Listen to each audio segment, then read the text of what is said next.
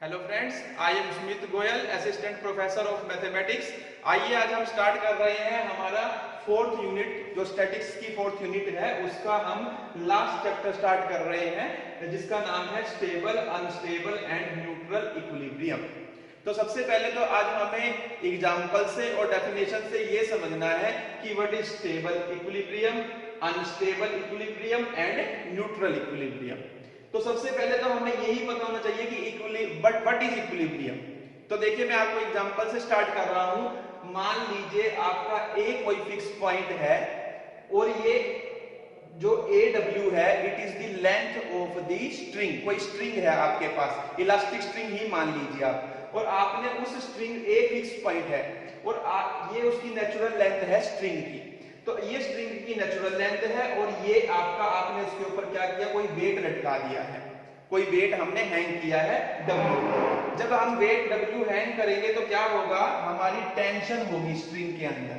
ये मैं आपको ऑलरेडी बता चुका हूं कि टेंशन होगी स्ट्रिंग में, और ये टेंशन जो होगी ये ऊपर की तरफ होगी, और जो वेट है वो नीचे की तरफ जाएगा। मान लीजिए वेट जो है W से W डैश की पोजीशन ले लेता है, तो ये W डैश की पोजीशन लेगा, तो ये W डैश की पोजीशन लेगा, इसको हमने मान लिया W डैश की इसने पोजीशन ली है, तो ये वर्टिकली डाउनवर्ड ये वेट जो है एक्ट करेगा under the action of gravity. तो ये देखिए, ये एक दूसरे को क्या करेंगे, अब जो टेंशन का फोर्स है वो तो ऊपर की तरफ काम कर रहा है, और जो वेट है, वेट का जो फोर्स है अंडर ग्रेविटी, वो नीचे की तरफ काम कर रहा है। उसकी लाइन ऑफ एक्शन जो है, उसकी जो डायरेक्शन होगी वो वर्टिकली डाउनवर्ड होगी, और जो टेंशन की लाइन ऑफ एक्शन है उसकी जो पोजीशन होगी वो वर्टिकली अपवार्ड होगी, और ये एक दूसरे को बैलेंस करेंगे। यानी ये वेट एक बार लटकेगा तो, लेकिन ये बार बार अपनी पोजीशन पर जाने की कोशिश करेगा, हिलता हुआ ये ऐसे जाएगा बार बार। अगर आप इसको खींचोगे फिर अपनी जो ये नेचुरल पोजीशन है उसको गेन करने की बार बार क्या करेगा, कोशिश करेगा। It is called the position of equilibrium. इसे हम बोलते हैं, ये क्या है, हमारी पोजीशन है इक्विलिब्रियम। जब दो फोर्सेस काम कर रहे हो, उनकी डायरेक्शन अलग अलग हो ले, और उनका नेट इफेक्ट क्या हो जाता हो, जीरो हो जाता हो, तो उसको हम बोलते हैं that is the position of equilibrium. ये शुरू के चैप्टर्स में आप सब पढ़कर आ चुके हैं ये सब चीजें। अब देखिए, जो इक्विलिब्रियम है हमारा, वो तीन तरह का होता है। एक होता है हमारा स्टेबल इक्विलिब्रियम, एक होता है हमारा अनस्टेबल इक्विलिब्रियम, और एक होता है हमारा न्यूट्रल इक्विलिब्रियम। अब देखिए, आप एग्जांपल से समझिए। मान लीजिए आपके पास कोई टेबल है और टेबल के ऊपर आपने कोन को रखा है, ये दिख रहा है आपको, कोन रख दिया मैंने। मान लीजिए कैप है, जो बर्थडे कैप है वो मैंने रख दी, और इसके बेस के सहारे रखी है ये पहले इसका बेस, ये बेस है इसका, आपको आप समझ रहे होंगे इस चीज को। इस बेस के सहारे मैंने इसके ऊपर इसको रख दिया है, तो ये it is the position of stable equilibrium. क्यों? अगर मैं इस कैप को थोड़ा स्लाइटली ऊपर उठाऊंगा, इस कैप को मैं थोड़ा स्लाइटली, बिल्कुल ना के बराबर, यानी थोड़ा सा ऊपर उठाऊं और छोड़ दूं, तो ये अपनी पोजीशन को दोबारा से गेन कर लेगी। तो अगर कोई, जब हमारे पास ऐसी सिचुएशन आ रही हो जिसमें हम थोड़ा सा चेंज करें पोजीशन के अंदर, बॉडी की किसी पोजीशन में, और वो अपनी पोजीशन को दोबारा ले ले, तो उसको बोलते हैं that is the condition, that is the position of stable equilibrium. दूसरा आता है, देखिए, पोजीशन ऑफ अनस्टेबल इक्विलिब्रियम। देखिए, मैंने क्या किया, कैप को उल्टा करके रखा हुआ है। मान लीजिए किसी तरीके से मैंने टिका दी है, भाई कोई ना कोई ऐसा पॉइंट हमें मिल गया जिससे कि ये क्या हो गई, इस पोजीशन में आ जाती है, रखी जाती है। आप ये सपोज कीजिए हमने रख दी किसी भी तरीके से इसको। अब मैं इसको अगर स्लाइटली, यानी थोड़ा सा भी चेंज करूं, तो क्या ये कभी अपनी पोजीशन लेगी? बिल्कुल नहीं लेगी। जैसे ही आप इसको थोड़ा सा हटाओगे और छोड़ोगे, ये एकदम से गिर जाएगी, ये कभी भी अपनी पोजीशन को नहीं ले पाएगी। तो ये जब भी अपनी पोजीशन को नहीं ले पाएगी, जब भी इस तरह का केस आता है कि हमारी बॉडी को हम स्लाइटली डिस्प्लेस करते हैं और वो अपनी ओरिजिनल पोजीशन को रिसीड ना कर पाए, यानी कि ना ले पाए, तो उसे हम बोलते हैं that is the position of unstable equilibrium. वो हमारी पोजीशन कहलाएगी किसकी? अनस्टेबल इक्विलिब्रियम की। उसके बाद देखिए, आपकी आती है position of neutral equilibrium. Neutral equilibrium में आप स्लैंट हाइट के थ्रू रख दीजिए अपने कैप को। हमने ये रख दिया अपने कोन को स्लैंट हाइट के थ्रू। देखिए, तो अगर आप इसको ऊपर उठाएंगे, छोड़ेंगे, ये एक बार लुढ़क के फिर उसी पोजीशन में आने की कोशिश करेगी। तो यानी कि ये अपनी पोजीशन को मेंटेन रखेगी, कहने का मींस ये हुआ। तो जब ये अपनी पोजीशन को मेंटेन रखेगी तो इसको हम बोलते हैं it is the position of neutral equilibrium. Neutral equilibrium की पोजीशन ये कहलाएगी। अब देखिए, अब दो चीजें यहां पर काम करती है, एक होता है हमारा फिक्स पॉइंट और एक होता है हमारा बॉडी का सेंटर ऑफ ग्रेविटी। जो स्टेबल इक्विलिब्रियम की पोजीशन है उसके अंदर क्या होगा, जो सेंटर ऑफ ग्रेविटी वो फिक्स पॉइंट से, कोई भी एक फिक्स पॉइंट होगा, उस फिक्स पॉइंट से सेंटर ऑफ ग्रेविटी हमेशा नीचे होगा। या ये कह लीजिए, जब भी फिक्स पॉइंट से सेंटर ऑफ ग्रेविटी नीचे होगा तो वो पोजीशन स्टेबल इक्विलिब्रियम की पोजीशन की तरफ मूव करेगी। It will tend to move to be stable.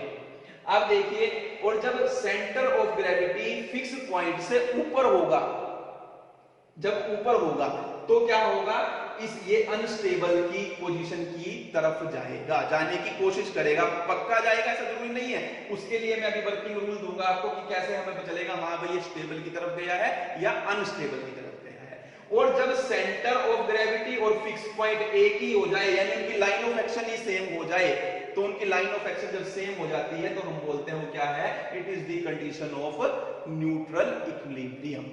तो ये हमें ध्यान रखना है। तो ये मैंने पहले एग्जांपल से आपको समझाया, बहुत सिंपल से मैंने एग्जांपल दिए हैं कि पहले तो इक्विलिब्रियम क्या होता है, व्हाट इज इक्विलिब्रियम। अब इसकी तीन कैटेगरी है कि स्टेबल इक्विलिब्रियम क्या होता है, अनस्टेबल इक्विलिब्रियम क्या होता है और हमारा न्यूट्रल इक्विलिब्रियम क्या होता है। तो ये मैंने आपको एग्जांपल से समझाया। और ये बात जरूर ध्यान रखनी है, सेंटर ऑफ ग्रेविटी ऊपर है या नीचे है।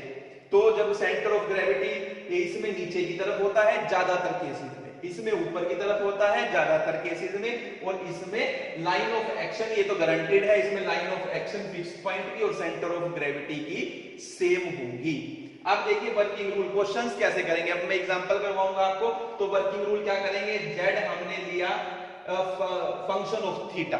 फंक्शन ऑफ थीटा क्या है, देखो डेप्थ, इसमें क्या है हमारा जो सेंटर ऑफ ग्रेविटी है, बॉडी का सेंटर ऑफ ग्रेविटी का पॉइंट है वो फिक्स पॉइंट से क्या है, नीचे है। और जब भी नीचे होगा तो हमें ये वर्किंग रूल लगाना है। वर्किंग रूल लगभग सेम ही है, थोड़ा सा चेंज होगा, वो अभी आपको पता चल जाएगा। देखिए, जब हमारा centre of gravity fix point से नीचे हो तो हमने कहा कि जो ये डेप्थ है O से G के, G की O से नीचे, ये Z से हमने शो की, और ये फंक्शन बनती है किसका, किसी अनदर वेरिएबल का, जिसको हमने क्या कहा, वो थीटा है। थीटा के अलावा भी कुछ हो सकता है, तो Z is a function of theta. तो हम क्या करेंगे, first step dz by D theta निकालेंगे।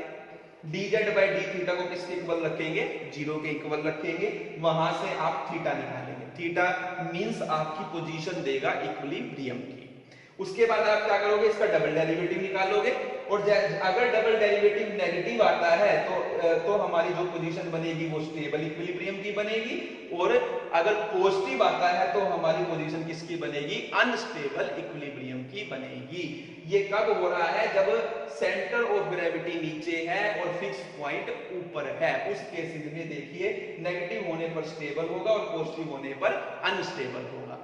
अब जब सेंटर ऑफ ग्रेविटी ऊपर है फिक्स पॉइंट से, तो उस केस में बाकी सारा वर्किंग रूल सेम रहेगा। देखिए, अब यहां पर तो डेप्थ ली थी हमने G की, क्योंकि G O से नीचे था। अब यहां क्या कहेंगे, उसी चीज को हाइट कह देंगे। ये Z जो है हाइट है G की अबव दी फिक्स पॉइंट, क्योंकि यहां पर सेंटर ऑफ ग्रेविटी ऊपर है।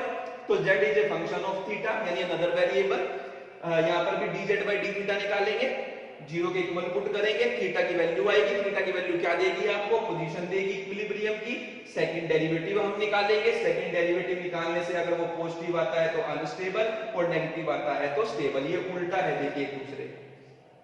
तो सेंटर ऑफ ग्रेविटी ऊपर है या नीचे है, उसके अकॉर्डिंग आपका वर्किंग रूल काम करेगा। ये आपने ध्यान रखना है। तो इसी चीज का हमने यहाँ पर ध्यान रखना है। क्वेश्चन में भी अब मैं एग्जांपल करवाने जा रहा हूँ, उसमें हम देखेंगे कि सेंटर ऑफ ग्रेविटी जो है वो हमारा ऊपर की तरफ है या नीचे की तरफ, उसके अकॉर्डिंग मैं वर्किंग रूल लगाऊंगा। तो चलते हैं अब हम अपने एग्जाम्पल।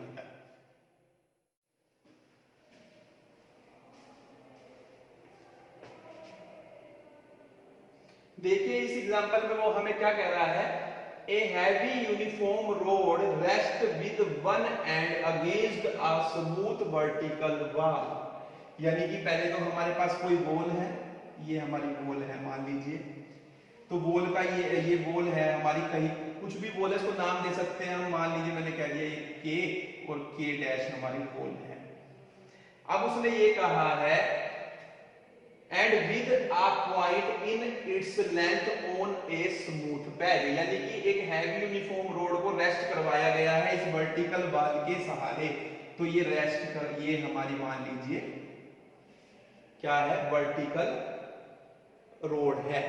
तो इस रोड को हमने, ये फिक्स पॉइंट हो गया हमारा, मान लीजिए बॉल पे ए, इसको हमने रेस्ट करवाना है। रेस्ट अब बॉल मैंने लगा दी, इस पे लगा दिया, कहीं ना कहीं और भी सहारा चाहिएगा इसे, तो उसके लिए कहा है with a point in its length on a smooth pad, यानी कि अब इसको एक पैड का भी सहारा दिया गया है। पैड का मतलब कुछ चीज है जिसके सहारे इसको अटकाया गया है, ये पी पॉइंट पर है, मान लीजिए ये हमारा पैड है। आगे का है find the position of equilibrium and show that it is unstable.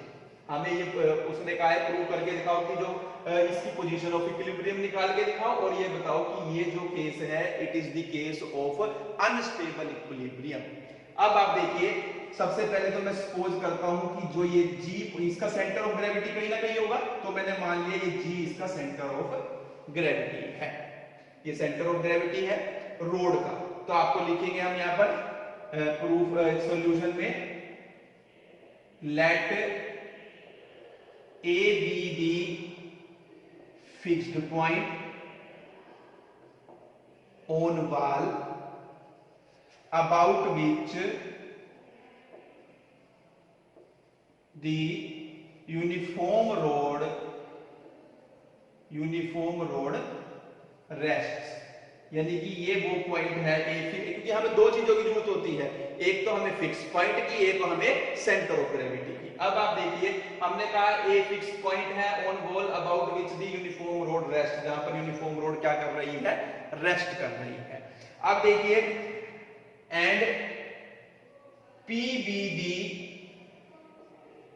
Position of pad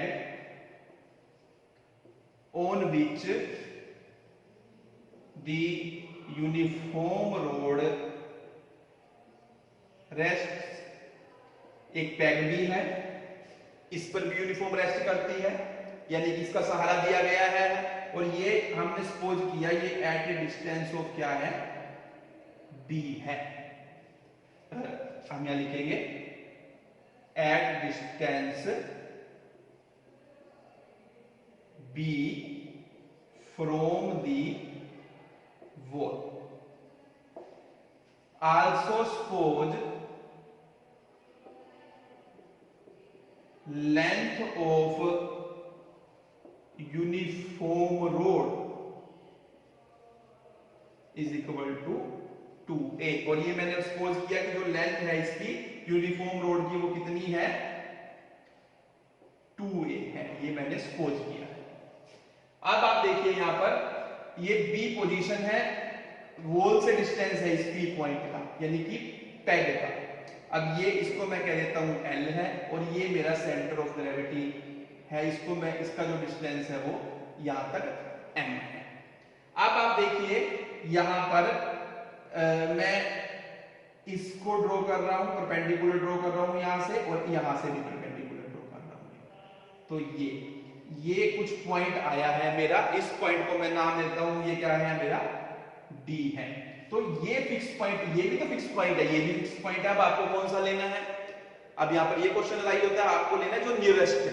nearest कौन सा है, D है। ये फिक्स पॉइंट का मतलब P फिक्स पॉइंट होने का मतलब D फिक्स पॉइंट हो गया हमारा, क्योंकि ये से इनकी लाइन ऑफ एक्शन सेम है, ये सेम लाइन ऑफ एक्शन पर लाई कर रही है।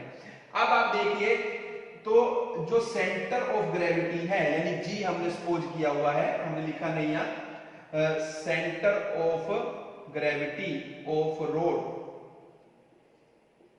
इज एट पॉइंट जी, ये भी हमने लिख दिया। अब आप देखिए यहां पर जो ये हमारा जो सेंटर ऑफ ग्रेविटी है वो ऊपर है फिक्स पॉइंट से, जिसको हमने नाम दिया है डी, यानी कि ये हमारा जो केस नंबर 2 है उसका वर्किंग रूल यहाँ काम करेगा। यहाँ पर देखिए ये यही था ना कि जो centre of gravity of the body above fix point, यानी कि लाई अबव द फिक्स पॉइंट, ये फिक्स पॉइंट से ऊपर है, तो ये वर्किंग रूल हमारा यहाँ काम करेगा और उसकी हमें अब जरूरत नहीं है। ये देखना है आपने। अब देखिए आपको पहले जेड निकालना है, इसको हमने कहा ये जेड है, let GD equal to Z and GD है किसके इक्वल, देखिए अब यहां से जीडी किसके इक्वल है, अगर मैं इसकी फॉर्म में निकालूं तो वो इक्वल है, देखिए जीडी किसके इक्वल है, एमएल के, और एमएल किसके इक्वल है, एम माइनस एम के। ये ऐसा क्यों कर रहा हूं वो भी आपको पता चलता जाएगा। एमएल किसके इक्वल है, एम माइनस एल के, एम माइनस एल के। अब एम किसके इक्वल है, अब आप देखिए, अब आप आ जाइए इस ट्रायंगल के अंदर, आपको क्या चाहिए, एम, ये आपका एम है, आपको एम चाहिए, और 2a हमारी रोड की लेंथ है, ये आपने ध्यान रखना है, 2a रोड की क्या है, हमारी लेंथ है। देखिए अब 2a हमारी रोड की लेंथ है, g सेंटर ऑफ ग्रेविटी है, और सेंटर ऑफ ग्रेविटी जो यूनिफॉर्म रोड का क्या होता है, वो मिडल पॉइंट होता है। अब ये तो बढ़ती जा रही है, आप इसको तो ये खत्म हो गई, तो आगे तक ये पूरी बड़ी है, आप ये देखिए, तो ये पूरी की पूरी लेंथ में थोड़ा और बड़ा कर दूं तो ये 2a है आपकी, यानी कहने का मीन्स ये हुआ। इसको समझाने के लिए मुझे थोड़ा बड़ा करना पड़ा आपको इसको, तो ये 2a लेंथ है, तो सेंटर ऑफ ग्रेविटी मिडल में लाई करता है, इसका मतलब जो ये AG बनेगा वो कितना होगा, हमारा a होगा, यानी a क्यों हुआ, क्योंकि ये पूरी लेंथ का हाफ होगा, क्योंकि जो सेंटर ऑफ ग्रेविटी होता है यूनिफॉर्म रोड का वो क्या होता है, मिड पॉइंट होता है पूरी रोड का।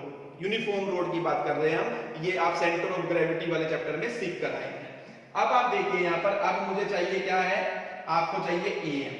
अब इस ट्रायंगल में आ जाइए, ये राइट एंगल ट्रायंगल है आपकी, ये आप मान लीजिए ये एंगल क्या बना रहा है, ये थीटा बना रहा है, और ये हमने ले लिया ये कितने का, ये 90 डिग्री का है ये। अब आपको देखिए यहां से आपको क्या चाहिए, इस ट्रायंगल के अंदर ये रफ वर्क है, आपको डायरेक्ट लिखना है। आपको देखिए ए जी ए एम जी में, in triangle right angle triangle A M G में आपको ए एम निकालना है। गिवन क्या है आपको, ए जी, ये आपका ए जी कितना है, ए है, दिस इज इक्वल टू, अब ए एम क्या है, बेस है, और ये क्या है आपका हाइपोटेनस है, क्योंकि बेस क्या होता है, जिसके ऊपर एंगल और 90 डिग्री का एंगल दोनों लाई करते हैं, तो ये बेस है और ये आपकी हाइट हाइपोटेनस है, 90 डिग्री के सामने वाली लाइन। बेस ओवर हाइपोटेनस क्या होता है, cos थीटा होता है, तो that's why am is equal to a cos theta, यानी कि am की वैल्यू क्या आ जाएगी, a cos थीटा। अब al पर आ जाइए, ये al ये आपका देखिए, al निकालने के लिए इस छोटी ट्रायंगल का यूज करेंगे हम, यहां भी सेम बात है, हमें al निकालना है, और गिवन क्या है, pl गिवन है, PL कितना है, B है, ये PL B आपने सपोज किया हुआ है। अब यहां पर देखिए ये आपका क्या है, बेस है, और ये परपेंडिकुलर है, base over perpendicular cot theta होता है, तो ये AL आपका क्या आ जाएगा, B कोट थीटा आ जाएगा, तो यानी कि AL कितना आ गया हमारा, B कोट थीटा, यानी कि हमने Z is a function of theta ये प्रिपेयर कर दिया। अब कुछ भी नहीं रहा, अब बिल्कुल इजी काम रह गया है हमारा, हमें ये स्टेप अप्लाई करने हैं और हमारा क्वेश्चन कंप्लीट हो जाएगा। अब आप देखिए,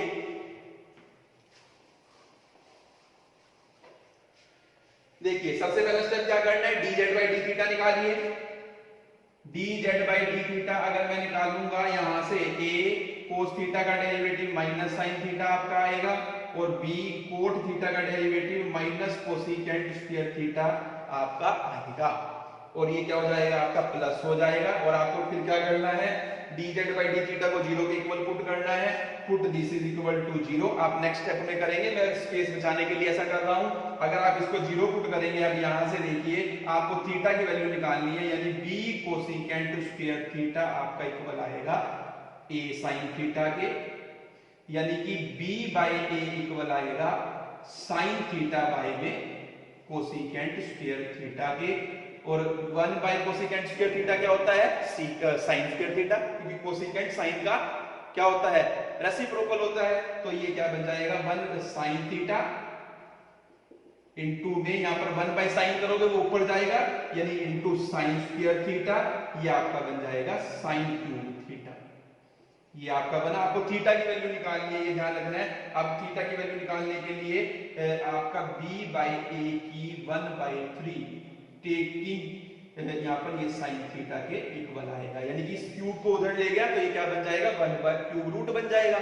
अब यहाँ से थीटा किसके इक्वल आएगा, means theta is equal to, इसको मैं उधर लेकर जाऊं तो sin inverse b by a की पावर 1/3 के इक्वल आएगा। तो it gives the position of equilibrium, यानी कि थीटा जब इतना होगा तो हमारी पोजीशन ऑफ इक्विलिब्रियम बनेगी। अब हमें ये बताना बाकी है कि ये स्टेबल है या अनस्टेबल है, ये पोजीशन स्टेबल होगी या अनस्टेबल होगी। हमें एक बार तो मिल गई सब स्टेबिलिटी की पोजीशन कितनी है, यानी कहने का मतलब ये है इक्विलिब्रियम की पोजीशन कितनी का मतलब कि हम यानी कितने डिग्री एंगल पे इसको रखा जाए कि ये एक बार तो क्या हो जाए इक्विलिब्रियम की पोजीशन ले ले। उसके बाद ये स्टेबल रहेगा या नहीं रहेगा, उसके लिए हमें क्या करना है, डबल डेरिवेटिव निकालना है। यानी हम क्या करेंगे d2z over d theta square निकालिए। अब यहां से इसका डेरिवेटिव a sin थीटा का डेरिवेटिव क्या होता है cos थीटा होता है, माइनस माइनस रहेगा b और ये आपका, अब यहां से देखिए कोसिकेंट स्क्वायर थीटा का 2 कोसिकेंट थीटा आ जाएगा हमारा, और फिर कोसिकेंट थीटा का डेरिवेटिव क्या होता है minus cosecant theta cot theta, यानी कि कोसिकेंट थीटा एक बार और लगेगा, यहाँ स्क्वायर आ जाएगा, यहाँ कोट थीटा हो जाएगा और यहाँ माइनस आ जाएगा। दिस इज इक्वल टू, अब इसमें से हम क्या कर रहे हैं, मैं कॉमन ले रहा हूं आपका a cos थीटा कॉमन ले रहा हूं और माइनस b कॉमन ले रहा हूं, सॉरी सिर्फ मैं माइनस cos थीटा कॉमन लेता हूं यहां से। तो देखिए क्या होगा, यहां से आपका a बचेगा प्लस 2b प्लस हो जाएगा क्योंकि माइनस कॉमन लिया है, और कोसिकेंट स्क्वायर थीटा को हम क्या लिख सकते हैं 1 बाय sin स्क्वायर थीटा, इसे हम लिख सकते हैं cos बाय sin थीटा, और इनटू में देखिए cos थीटा आपने कॉमन लिया है तो बाहर यहाँ पर 1 बाय cos थीटा अंदर हमें लगाना पड़ेगा। अब यहाँ पर देखिए क्या होगा, cos से cos कैंसिल, ये आपका आ जाएगा माइनस cos थीटा, ये a plus 2b sin cube theta, ये आपका बनेगा। यहाँ से sin क्यूब थीटा की वैल्यू यहाँ से आपकी b बाई a आ रही है, b बाई a मैं यहाँ पुट करूंगा तो ये मैंने b बाई a पुट किया, तो ये ऊपर जाकर क्या हो जाएगा a बाई b हो जाएगा, इस b से ये b कैंसिल, यानी आपके पास आ गया माइनस cos थीटा और ये 2a प्लस a 3a, यानी कि माइनस 3a cos थीटा। देखिए a पॉजिटिव है, cos थीटा क्या होता है इवन फंक्शन होता है, ये पॉजिटिव वैल्यू देगा तो, लेकिन नेगेटिव का साइन है, इट मींस जो d2z over d theta square आया वो हमारा नेगेटिव आया है, और नेगेटिव जब भी आता है, ये देखिए यहाँ पे मैंने थोड़ा उल्टा लिख दिया है, जब ऊपर होगा तो क्या होगा, यहाँ नेगेटिव पे अनस्टेबल होगा और पॉजिटिव पे स्टेबल होगा। ये थोड़ा मैं मिस्टेक कर गया हूँ, आपको शुरू में भी ध्यान रखना है। और जो ये नेगेटिव आया है तो ये क्या है हमारा जो इक्विलिब्रियम क्या है अनस्टेबल है, तो ये हमारा अनस्टेबल इक्विलिब्रियम यहाँ पर रहेगा, तो ये आपको ध्यान रखना है। तो इस तरीके से हम क्वेश्चन को करेंगे।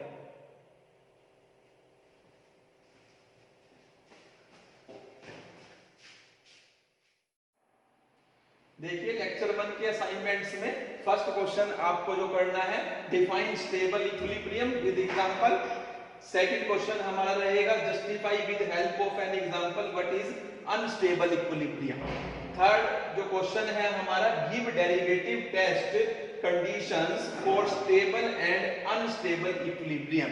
ये मैंने आपको लेक्चर में समझा चुका हूं कि डेरिवेटिव टेस्ट से हम कैसे चेक करते हैं, और मैंने उसका एग्जांपल भी दिया था। दो केसेस बनते हैं तो दोनों केसेस आपको यहाँ पर डिस्कस करके बताने पड़ेंगे कि कब हमारा इक्विलिब्रियम किस केस में स्टेबल होगा और कब अनस्टेबल होगा और किस केस में होगा। तो फोर्थ क्वेश्चन है what is neutral equilibrium, give one relevant example. तो सिंपल से क्वेश्चन है लेकिन इंपॉर्टेंट क्वेश्चन है एग्जाम के व्यू पॉइंट से।